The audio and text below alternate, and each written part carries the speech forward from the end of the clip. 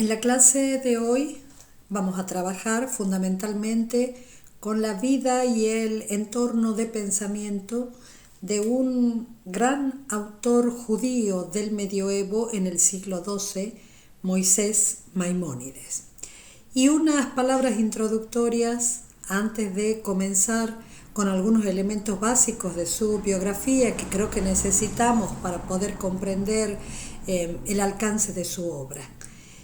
Cuando seleccioné a Maimónides para trabajar durante este año, no podía por supuesto sospechar cuáles eran las condiciones en las que íbamos a tener que tratar a este autor.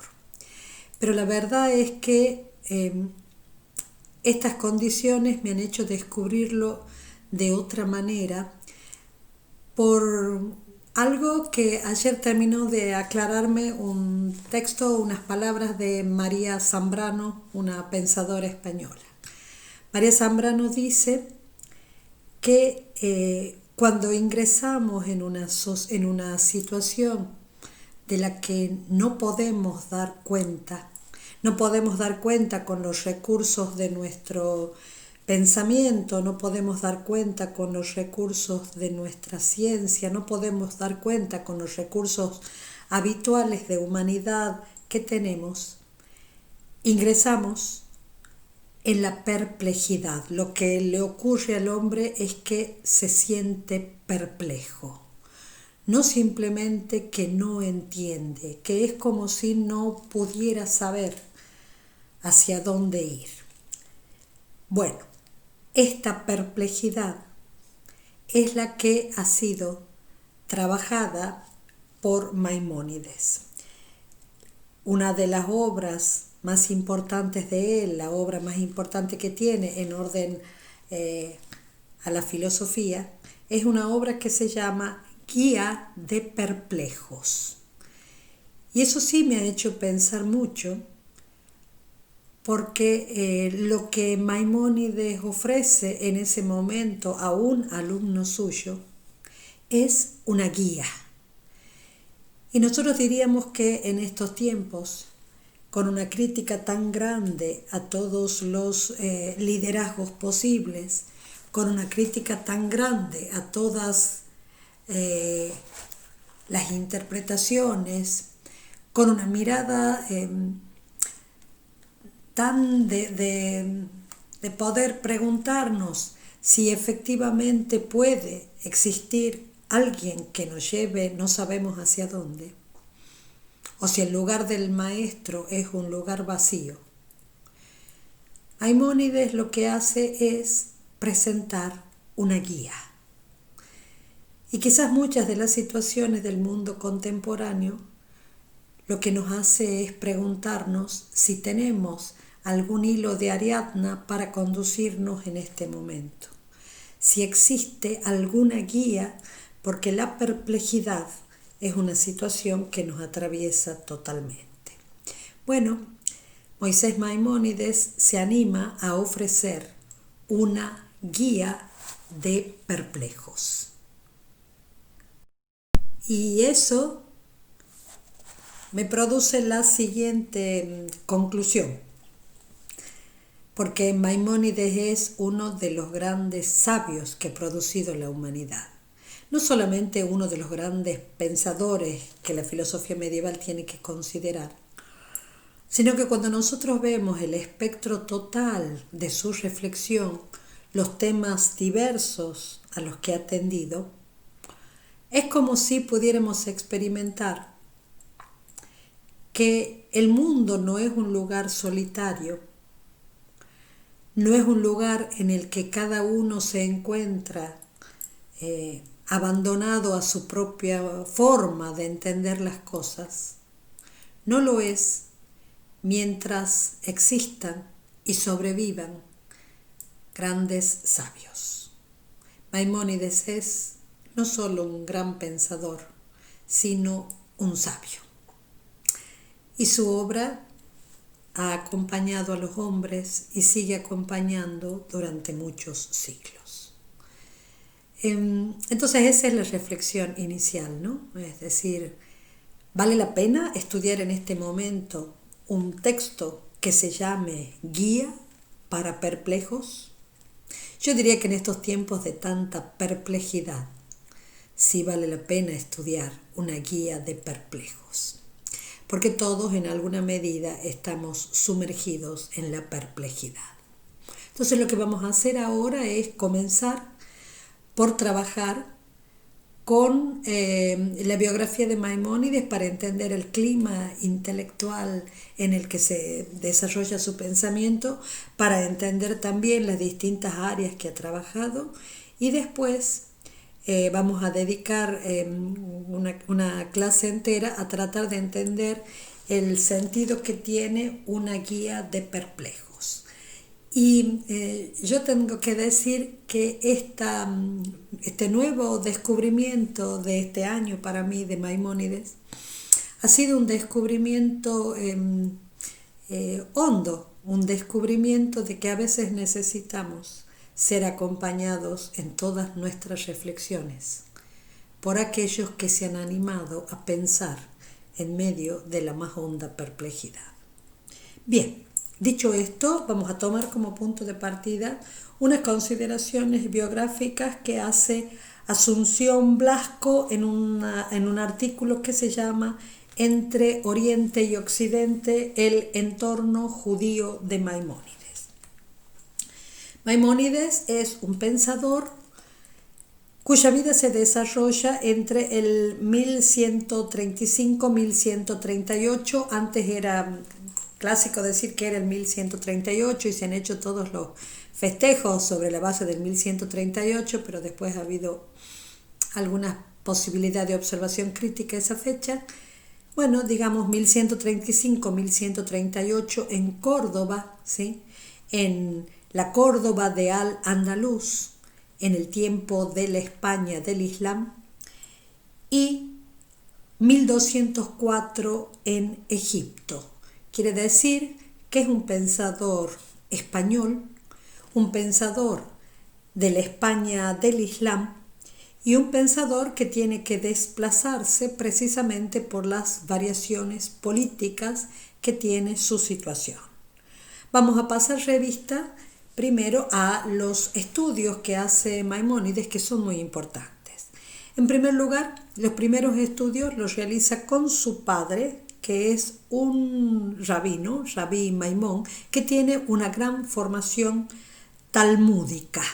También estudia en una casa de estudio próximo a la sinagoga.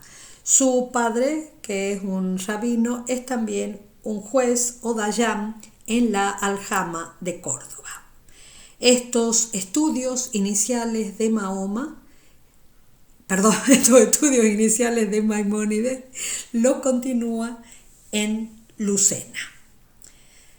Algunas afirmaciones para poder entender qué quiere decir que haya desarrollado esta primera formación, estos primeros años antes de tener que irse de Córdoba. ¿Qué quiere decir que haya desarrollado sus estudios en la Córdoba de Al-Andalus? En Al-Andalus se habían establecido los reinos de Taifa después del hundimiento del califato y se siguió procurando el desarrollo de las ciencias y de las letras. Ya en el tiempo del califato, sobre todo con el gran Abd-er-Rahman III, se había propiciado una política de reconciliación que beneficiaba a las comunidades judías. Y han surgido núcleos urbanos con algunas poblaciones mayoritariamente judías, sobre todo en Lucena, también en Granada.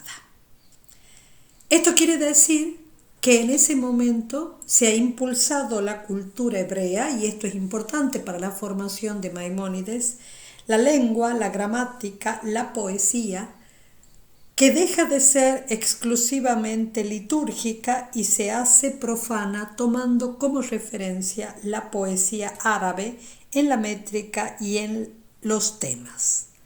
Y también se impulsan en esas comunidades los estudios rabínicos y surgieron academias talmúdicas.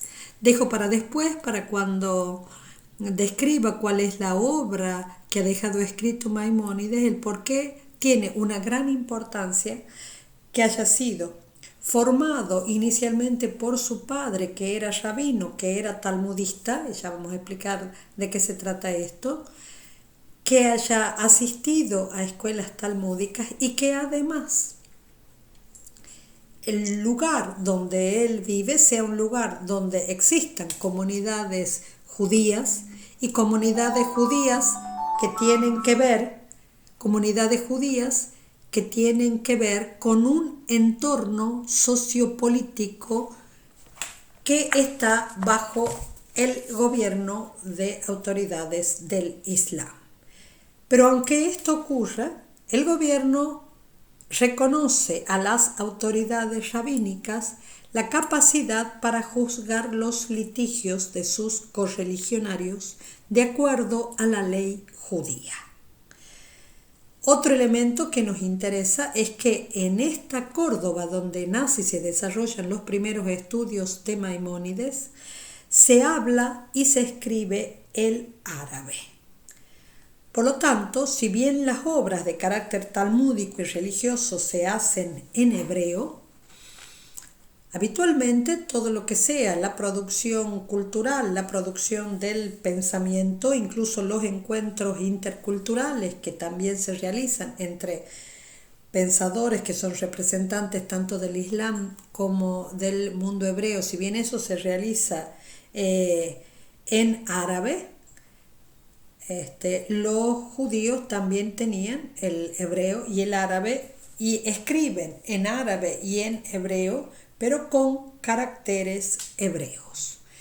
Llamo la atención sobre esto, que parece solo algún detalle sobre la formación de Maimónides, porque una de las grandes obras que realiza Maimónides, esta que vamos a tratar de presentar en la clase que viene, que es la Guía de Perplejos, es una gran obra que tiene como base la interpretación del lenguaje de la Torá. Y esto no es algo pequeño, esta atención al lenguaje, no es algo pequeño poder decir qué le ocurre a los términos y qué tipo de clasificaciones podemos hacer sobre los términos, porque tanto en el mundo judío como en el mundo del Islam, por supuesto también en el mundo cristiano, pero aquí la interacción que tiene Maimónides es muchísimo más con el mundo del Islam, en virtud de que están tratando de entender textos que consideran revelados, quiere decir textos que consideran manifestación del absoluto y que además rigen su vida, rigen su pensamiento, se desarrolla una gran cantidad de estrategias de interpretación textual. Quiere decir que tanto el mundo del Islam como el mundo del judaísmo son mundos que religiosamente han estructurado, han desarrollado una cantidad de formas y de preguntas sobre textos, sobre lo escrito. Eso quiero que tengamos en cuenta, porque una serie de interpretaciones que va a hacer Maimónides sobre lo que significa los textos vienen de la gran interpretación de las grandes escuelas de formación que tiene con respecto a la Torá, con respecto a la ley y los profetas. Esto nos importa porque además es una interlocución de intérpretes de un texto con intérpretes de otro texto, de los que interpretan la Torá con los que interpretan el Corán. Lo cual quiere decir que no se busca solamente cómo hago para entender la realidad, advirtiendo las cosas, preguntándome sobre las cosas, sino que además tengo que desarrollar un montón de preguntas sobre cómo se entienden los textos, cómo se entiende lo escrito, cómo se entienden las tradiciones que vienen después de lo escrito. Y esa inmensa atención al lenguaje, que se realiza por supuesto por motivos religiosos, va a recibir, en el caso de Maimónides, como en el caso de los pensadores del Islam, como en el caso también del cristianismo, va a recibir a otros interlocutores que son aquellos que han hecho filosofía y han dejado sus textos. Por lo tanto, cuando veamos lo que ocurre en el interior del texto de la Guía de Perplejos, nos va a asombrar ver que Maimónides está pensando cómo interpretar los términos de la Torá, qué tipo de términos son, qué tipo de semántica se desarrolla para poder entender esos términos, y que a la vez esté pensando en cuáles son los debates que hay en el interior del mundo del Islam para poder entender sus propios textos y para poder hacerse cargo de la comprensión de Aristóteles. Entonces, trata de entender la Torá, trata de entender el debate filosófico y teológico que tiene el mundo del Islam, en cuyo interior cultural y sociopolítico se está desarrollando su vida y su pensamiento, y trata de entender Aristóteles. Y en ese sentido, el texto de la Guía de Perplejos es un texto increíble de intertextualidad, diríamos en este momento. En ese sentido, es impresionante lo que está haciendo. Por eso, decir que está explicando la Guía de Perplejos y que el Oasis lo desarrolla en árabe no es poca cosa. ¿De verdad? Está explicando en árabe el texto de la Torá. Ahora bien, ¿qué es lo que ocurre? Este primer tiempo de vida en Córdoba, en Al-Andalus, y de poder estudiar y de poder desarrollar aquel pensamiento que corresponde a su creencia religiosa, y todo este desarrollo de la cultura judía en ese momento posee un gran corte en el siglo XII como consecuencia de la llegada de los almohades en 1148. Quiere decir, los almohades implican un movimiento religioso fundado en Marruecos por Ibn Tumat, que se extiende por el Magreb y Al-Andalus y trata de imponer a la fuerza el Islam a todos sus súbditos.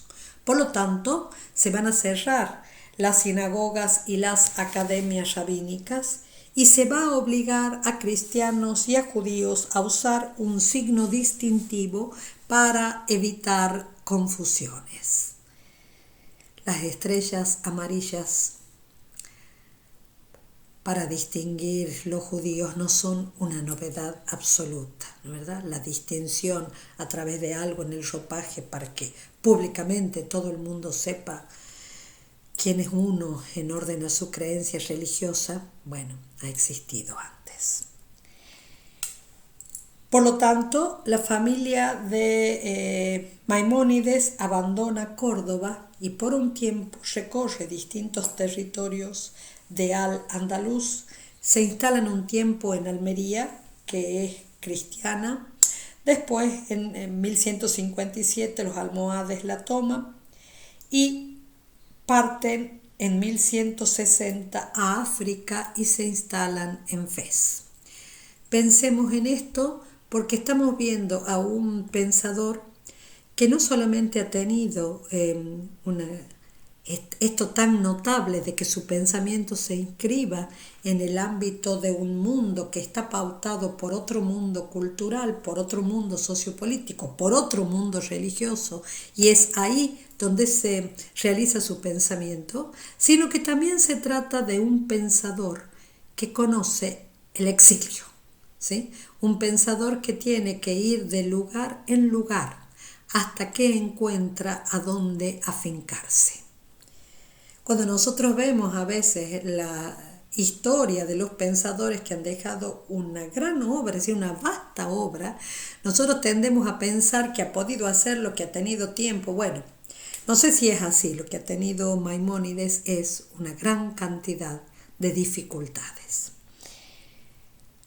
Fez en Marruecos es un centro comercial de primer orden con una importante comunidad judía. Permanecen ahí 5 años y amplían los conocimientos talmúdicos con el rabino Ibn Sosam. Escribe ahí un tratado de lógica en árabe, ha escrito también un tratado sobre el calendario, comienza a redactar un comentario a la Mishnah, que es la ley oral, y se forma como médico. Ustedes observen lo que estamos diciendo, que está ampliando los conocimientos talmúdicos, que está escribiendo un tratado de lógica. Después van a ver en la carta prólogo que le hace a su discípulo cuando escribe Ley de Perplejos, el lugar que le da la lógica para poder entender los textos de la Torá. Y comienza a redactar, decíamos, un comentario a la ley oral y estudia medicina, la ley, la medicina, la filosofía, los conocimientos talmúdicos.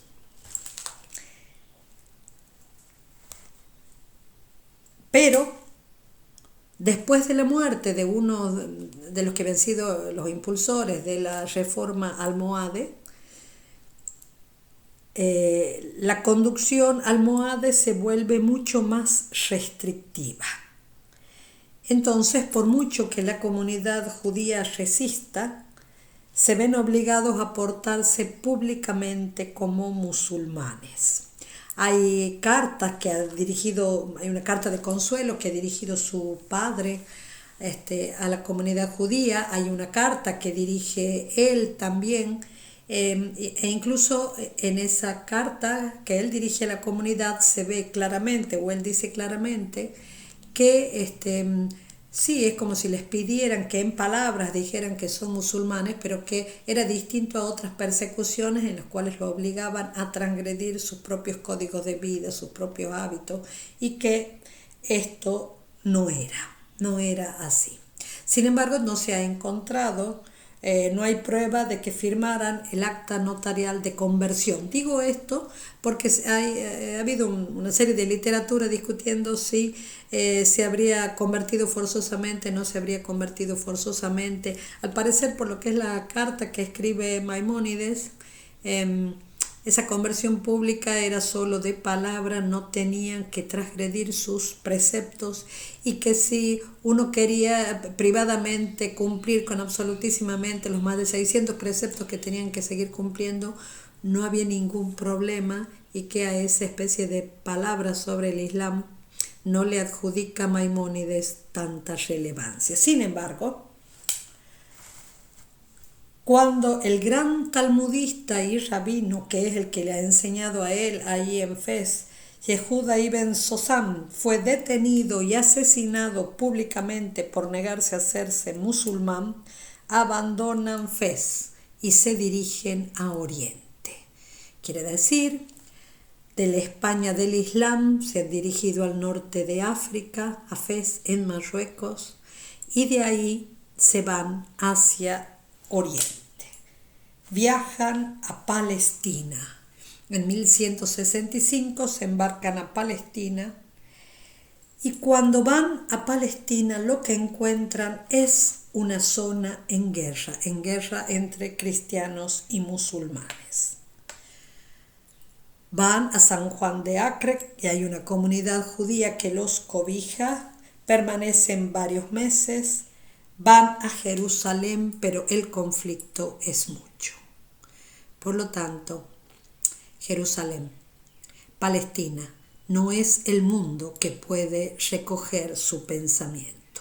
Y vuelven al norte de África, pero ya no a Marruecos, sino que se van a Egipto. En Egipto se detienen primero en Alejandría, pero el ámbito y el ambiente no les es propicio,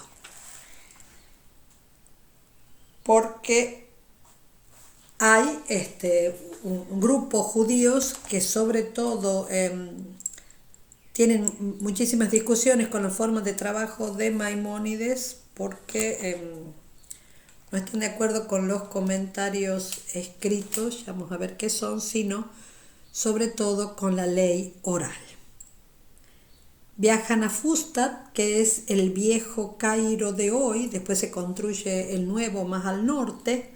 Ahí también había comunidades judías, una con muchísima importancia al Talmud y al babilónico, y otro al Talmud de Palestina. Vamos a ver por qué esto es importante. Y su padre y su hermano mueren. El hermano era el que lo mantenía. Entonces Maimónides decide trabajar como médico y poco a poco va teniendo prestigio por los diagnósticos, por lo que sabía de medicina, que era mucho, y va a trabajar en la corte del sultán Saladino. Ustedes observen esto, porque siempre está en el interior del ambiente del Islam, y porque ya vemos a través de este itinerario que además de ser un exiliado, además de ser alguien que tiene que acostumbrarse a diversos mundos, a diversos lugares, a pérdidas, no solamente está formándose en la ley judía, en el derecho, sino que está formándose en la medicina. Y el trabajo que decide asumir para subsistir es ser médico. Además, empieza su nombre a ser conocido porque había logrado unir las prácticas religiosas de los judíos en el Cairo, recibe consultas sobre la ley judía dentro y fuera del país, es nombrado jefe de los judíos, se dedica a sistematizar la materia legal contenida en el Talmud y a aproximar la ley revelada a la racionalidad. Y muere en Fustat el 13 de diciembre de 1204. Ustedes observen que mucho es pensar todo lo que ha hecho. Entonces, por un lado, lo que tenemos que decir con respecto a la producción que él tiene, que es increíble, lo que tenemos que decir sobre esa producción es que él es un rabino y un intérprete de la ley que escribe un comentario a la Mishnah, un código sistemático de la ley judía. Y aquí una observación pequeña que es de cultura general, no de filosofía, simplemente para que nos aproximemos. Quiere decir que él está trabajando, para que veamos el alcance que tiene su interpretación en sentido religioso. Una de las cosas que se señalan es que debido a la diáspora que tiene el judaísmo y eso de estar en diversos lugares, los judíos van produciendo el Talmud, un texto que después de la ley y de los profetas goza de la mayor autoridad. Designa el conjunto formado por la Mishnah, que es la ley oral, y la Gemara, que son los comentarios. O a veces se designa como Talmud solo al segundo, quiere decir a la Gemara. La Mishnah es la versión oficial de la ley oral judía que ha sido compilada en el siglo III de la era cristiana. Y se remontan utilizando materiales que probablemente se remontan a los escribas instituidos por Esdras en el siglo IV. Los fariseos afirman que también la ley oral proviene de Moisés. Y esto es una cosa curiosa, un autor medieval, que no he logrado encontrar la referencia a cuál autor medieval se refieren. Un autor medieval afirma que el cristianismo se ha apropiado o ha hecho suya la Torá porque ha hecho suyo el Antiguo Testamento, pero lo que diferencia es que no se han apropiado de la ley oral. Y esta compilación está escrita en un hebreo postbíblico de estilo didáctico con abundantes términos jurídicos. La Guemará es el complemento y recoge los comentarios de las primeras escuelas rabínicas que se consideran auténticos. Son las exposiciones de los rabinos en las escuelas y los comentarios que surgen por las preguntas de los discípulos. No es de ninguna manera una obra estructurada, sino un conjunto de materiales sobre los problemas que se planteaban los maestros judíos, tanto teóricos como de las casuísticas cotidianas. Parten siempre de una lectura litúrgica de la Mishnah que analizan e interpretan. Y no hay una explicación de toda la Mishnah. Sí existen dos comentarios o Guemará, lo que decimos que habitualmente se le da como el nombre del Talmud, que corresponden a dos grandes escuelas rabínicas, la de Jerusalén, el Talmud palestino, cuya redacción definitiva es del siglo IV, y el Talmud babilónico, que está completado en el siglo V. Lo que quiero decir es que Moisés Maimónides realiza un comentario a la Mishnah, que es un comentario muy importante, y no es simplemente alguien que conoce algo por el judaísmo, sino que es rabino y ha hecho un gran comentario a la ley oral y por lo tanto interpreta, entiende de muchas maneras la ley oral. Por otra parte, la obra de médico de Maimónides es muy importante y tiene cerca de 10 tratados escritos, ¿sí? Y aquí me estoy basando en esto de su obra como médico en un artículo escrito en un contexto de médicos de Jaime Cerda, médico de príncipe de los médicos. Quiere decir que escribe, tiene un tratado sobre Galeno, un tratado sobre Hipócrates, tiene también una gran obra que se llama Aforismos Médicos de Moisés, que son aproximadamente 1500 aforismos, 25 capítulos, y ahí trata temas de anatomía, fisiología, sintomatología, cirugía, farmacología. Ha desarrollado un cuadro clínico de la neumonía que sigue vigente hasta ahora, tiene todas las descripciones de la hepatitis y después tiene un montón de tratados sobre el asma, sobre los venenos y los antídotos, sobre el régimen de salud, porque cree mucho en la medicina preventiva, sobre los síntomas, sobre el coito, sobre los nombres de las drogas, y este texto sobre los nombres de las drogas lo tiene en 6 idiomas, los nombres de las drogas en griego, en sirio, en persa, en berebere, en español. Tiene también investigaciones en infectología sobre sepsis, lepra, gangrena, conjuntivitis, blefaritis. Es uno de los que inventa una de las primeras soluciones rehidratantes. Quiere decir que no es que haya tenido práctica médica solamente, sino que ha desarrollado en gran medida la medicina. por supuesto, en contexto de la corte de Saladino, pero que como él mismo dice, que está tan ocupado en la práctica médica que lo que hace es también tener que volver de la corte a tratar a los enfermos de su propia comunidad y que por lo tanto en las épocas en donde la práctica médica se le hace muy dura, a veces solo tiene tiempo para los sábados poder estudiar la Torá.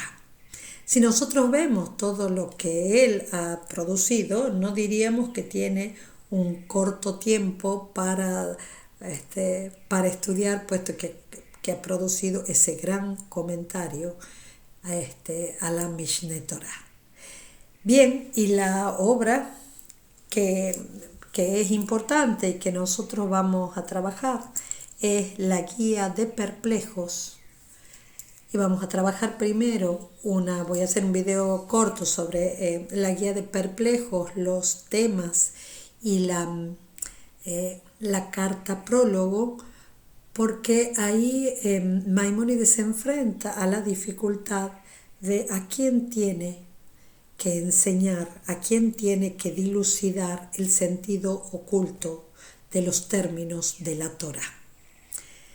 Bien, hasta aquí esto primero muy corto solamente para poder contextualizar a Maimónides y después veremos cuáles son los elementos en relación a la filosofía que tiene que trabajar. Lo que quería hacer para presentar en esto muy cortito solo algunos elementos de la biografía de Maimónides es retomar esto que decía al comienzo de esta clase. Nosotros estamos en hondas situaciones de perplejidades.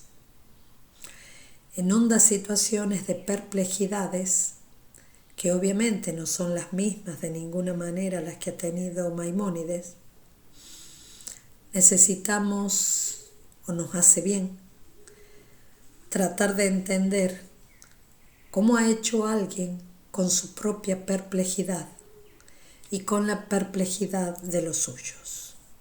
Cómo ha hecho alguien que ha trabajado en un contexto cultural en donde la autoridad está dada por representantes de otro credo, cómo ha hecho para recibir el pensamiento de Aristóteles, cómo ha hecho para pensarlo, cómo ha hecho para pensar y asumir los debates teológicos del Islam,